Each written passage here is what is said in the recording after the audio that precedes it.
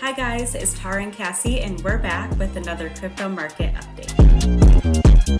Hi Cass, good morning. Good morning, Tar. Did you see this double bottom? Yes, I'm that's what we needed. I'm called excited it. about that. And Yeah, now we have that seriously. bullish divergence. Yeah, this looks good. This looks bullish. But yeah, so when it was forming strong resistance under there the whole day yesterday, I was like, it needed another. Can you zoom in a little bit, Tara, please? Is that good? Yeah, because really you can see how in the last few days we've had a flip to support because look at even the candle bodies, how the bodies were resisting, and now we had a close, of that level. So yeah, it's that's still what we were though. looking for sure. Yeah, so today, guys, in this video, we're going to be taking you through Bitcoin, Ethereum, and XRP and showing you that main fifth wave target. And XRP is not on wave 5, but we are going to be showing you where all three of these coins are going and where their new high is going to be. So this is going to be a very exciting video.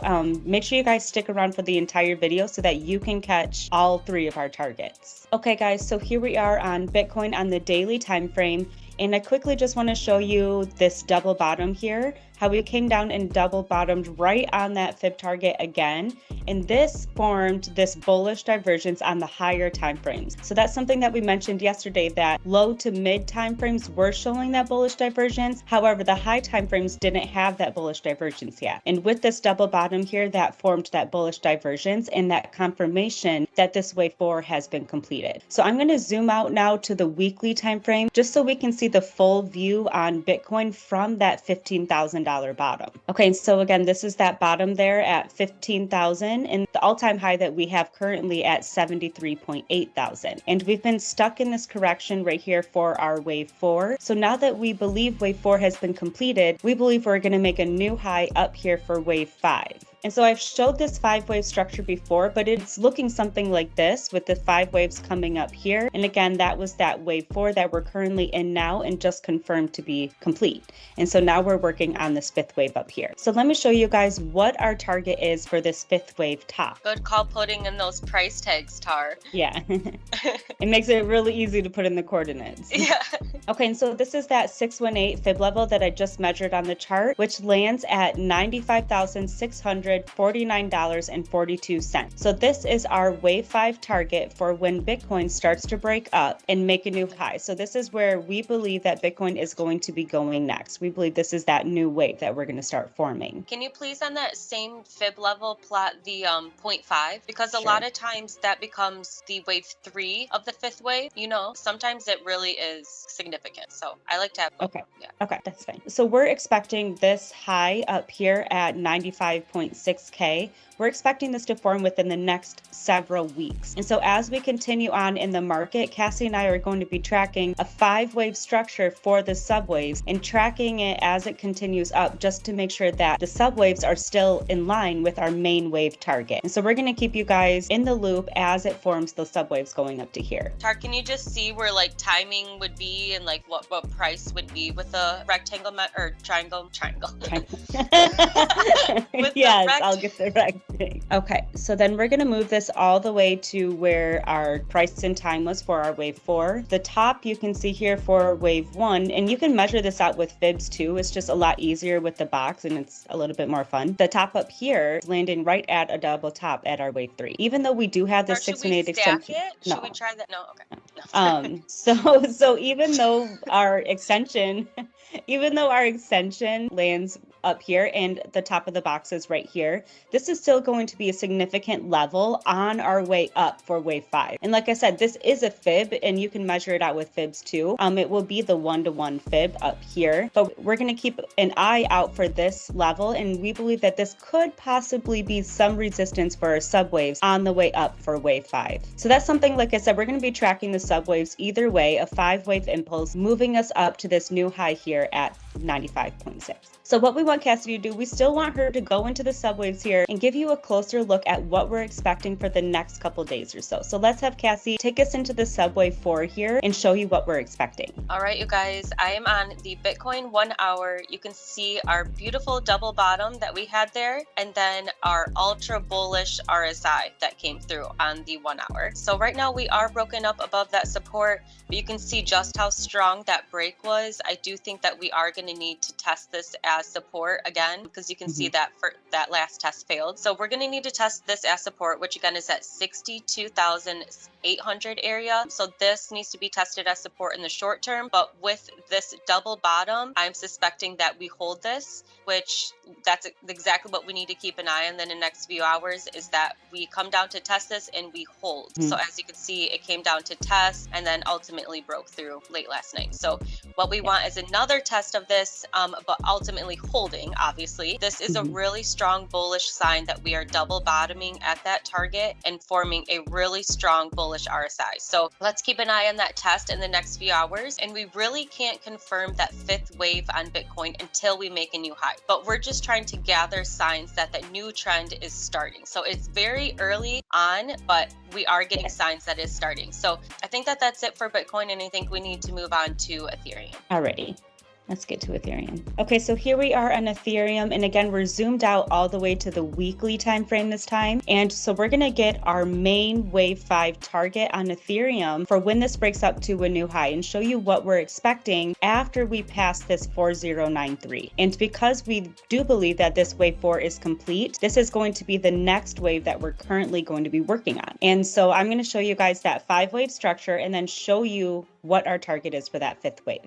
This is most likely to be our wave 3 up here because it's usually the strongest RSI. So look how strong the RSI is when we reach that level. This is how we knew that we were going to make another high. And so the 5 waves are looking something like this on Ethereum, a lot like Bitcoin. And so let's get this 5th wave extension up here. Oh, my bad. Or maybe just hide your volume while you do it. Yeah, I could. It would be easier. Okay.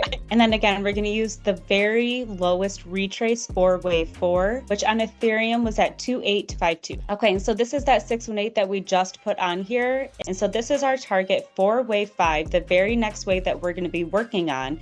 We believe when Ethereum comes up to make a new high, this is going to be our target. And so just like on Bitcoin, we're going to start to track a 5-wave structure going up here just to make sure that our subwaves are in line with this macro target. And so let's just have Casi come in here and show us this wave 4 to see if we can get a closer look at the confirmation of this wave 4 being complete. Okay, you guys, I am zoomed in here, Ethereum 1 hour. You can see we are really technically still ranging. But we did get that last new low right after the close yesterday, and it technically didn't double bottom, but it did form a bullish divergence just like Bitcoin. And then now look at this trend line. It continues to come down and test this and bounce, and it's really pushing that MA right up to that RSI trend line. And then again, just like Bitcoin, we really need to come down and test some support. So I'm suspecting it to come down and get a close really on this trend line and really give us that push we need to make new highs. Just as Tara mentioned, this is looking bullish. I do think that short term, just like Bitcoin, we're going to come down and we need to test this as support here. And then I do think that will be coming up throughout the weekend and ultimately breaking out of this area, hopefully, this entire correction. Yeah. So what is that price test that you think it's going to come down to support? What's that price at? And I almost want to say this 3030 area, because you can see that that is the break that, and similar to Bitcoin, it broke really hard out of the resistance. And that's a resistance it didn't touch yet. And you can see we still have room, and that's where it keeps trying to test. So I'm zooming in here. I think this is our level here. This is where we need to test. Yeah. Okay. So in the next few hours, we'll probably come down and test this. If we can get a flip of support of this, then I definitely think that that's even further confirmation that we're on to new highs. But really, technically, we are still stuck in this wave 4. It is really early to call that, especially on Ethereum. But maybe with Bitcoin, we can get some stronger signals out of Ethereum. So, and this is significant resistance as it sits currently, guys. So if it does push past this resistance with strength, it might not need that test of support. I mean, in the last few hours, it's tested as resistance. So I definitely think we're going to get that support test soon. But that's what we're going to need to really break. Because like Tara mentioned, this is the larger, I believe, 382 retrace. So this is really significant area that we need to break. Okay, perfect. Yeah, I think that's it for Ethereum. Alrighty, let's get to XRP then. Okay, so here we are on XRP, and again, we're zoomed out to the weekly time frame. This is the Bitstamp exchange. So keep in mind, all of the exchanges have different prices and therefore different different price target. So make sure that you're doing what I'm doing on the chart here on your own chart so that you know what to track for this next wave. So on XRP, like I've mentioned before, it's on a completely different wave than Bitcoin and Ethereum. And you can see this major triangle that we've been forming since our last high in 2018. So what I'm going to do is use this bottom here at 17 cents to track our next extension, because we do believe that this is going to break out of this triangle and form a very impulsive wave. Okay. So this is that 1618 extension that we just put on there. And so this is what we're expecting to be sub wave 3 of wave 3. And this is landing at $3.20. And notice how this extension target lands us at a perfect double top. So this is just going to be a very significant level on XRP. And so after this bottom is confirmed here and we start to break out of this triangle, we believe that, like I said, it needs to form with very high strength, and it needs to form a new high on the RSI, which would be above this high here. And so for the next several weeks or so, we're going to be tracking our structure going up to this target up here. Yep. Can you scroll down a little bit and let's look at that 2618? That'll bring us out of the previous area. We've been in a 6-year triangle, you know, like this needs to bust us out. It's not just going to go to that last high, you know. Maybe. Look at the last breakout that we had before all-time high. That here? Triangle? Yeah. Yeah. Yep. That's what we're expecting. Yeah, so we're expecting this wave to look a lot like this one. Yeah. Let's just focus on these right now, and then we will know before it gets to that 3618. We don't want to just say that this is going to go to that 3618 extension. You know, let's just track the subwaves as it gets there, and then we will know too at that time. I know you're probably thinking ahead, what subwave? We never had subwaves before. So this is why they say XRP is not meant to be traded, because it doesn't form a typical structure like you see in normal financial markets. But we're going to try our hardest to track the subwaves and see if we can make sense of any of the waves. Is it going to form resistance at this, which I do believe it will, but is it going to be the top? And we won't know until we get there, really, going off of the RSI. So we're going to be tracking the subwaves as close as we can, just to make sure that it's in line with this main wave target, and we're able to know when that top is going to occur or where it's going to be. So let's just have Casi go into the subwaves here and give you a closer look at what's going on and if we are about to have that breakout out of this major triangle here. Okay, you guys. Look what we have here, XRP 1 hour. It's been just ranging right through the support that we've talked about the last several updates. And we just had another bounce off of that 382 support. So really, there isn't really any indication short term of what this could do. I'm still expecting it to come up, test that heavy resistance, which right now is sitting at 0.526, and it's going to continue to slightly go up as time goes on. But we really need to see what happens at that test. One thing that I'm liking is that this test is now aligning with the breakout in Bitcoin. So I'm really thinking we may have that strength we need to break through this and build support on top. So that's really what I'm going to be looking for in the next few hours, is a really strong break if we can, and some support on top. So I know I keep saying that, but that's what we're looking for. And now that it's aligning with the breakout on Bitcoin, potentially, we could get the strength we need. So that's kind of the new development there. But yeah, it still is ranging between here, and we still need that critical resistance test that we keep talking about. So so Cash, sorry. What do you think about that new low there when it came down for that next touch on the 382 on the RSI? I mean, like, what do you think? Yeah, no, I did notice that it was a really strong drop there. Yeah, and actually, even on the higher time frames, it's just that wick. So it was really, really strong for really quickly, you know, and then quickly bounced right back. So I did notice that, but then I zoomed out and I noticed that it was just this wick, and how quickly it rebounded from support. This still looked good to me.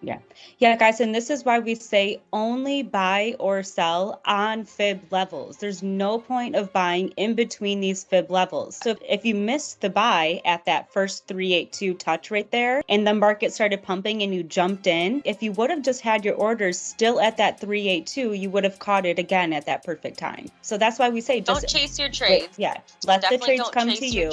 days, let them come Yeah. to you. Yeah. And stick to Fibonacci levels, because those are levels in the market where the price tends to react around. And so that's where the price has least risk. So yeah. All right, you guys, so that's what we're expecting going into the weekend. I really think it's going to be an exciting weekend. So definitely pay attention to our Twitter updates for frequent updates on the market. I'm sure we're going to be posting updated charts on there, and we'll be back Monday with another update.